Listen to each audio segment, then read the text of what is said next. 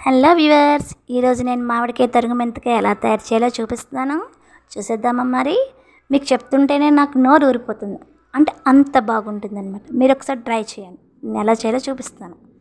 నేనైతే ఒక 15 మామిడికాయలు తీసుకొని వాటిని బాగా కడుక్కొని క్లాత్తో తుడుచుకొని పీల్ చేసుకొని నేను చూపించినట్టుగా తురుముకుంటాం.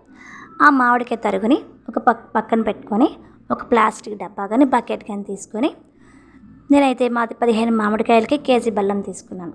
దానిని లేయర్గా వేసుకున్నాను అనమాట. అంటే ఈ బెల్లము తరుగు వేసుకొని ఫైనల్గా దానికి సరిపడే 2 స్పూన్స్ సాల్టు, 3 స్పూన్స్ కారం, 1/2 స్పూన్ పసుపు, ఒక గరిట ఆయిల్ వేసుకొని మూత పెట్టి నైట్ అంతా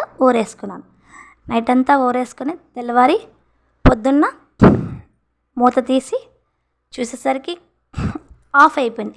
అంత కిందకి అంటే ఊరిపోతే అంత కిందకి దిగిపోద్ది అనమాట. పొద్దున్న ఒకసారి కలుపుకోవాలి.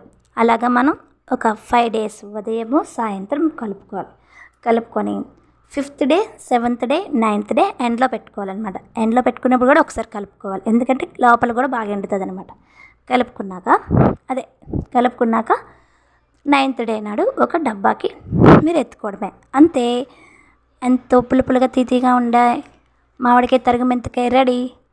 మీరు పప్పు అన్నంత కానీ మజ్జిగన్నంత కానీ తిన్నారంటే అప్పుడే అన్నం అయిపోయింది అంటారు. అంత బాగుంటుంది అనమాట. మీరు దీన్ని సంవత్సరం పాటు నిల్వ చేసుకోవచ్చు. సో ట్రై చేయండి.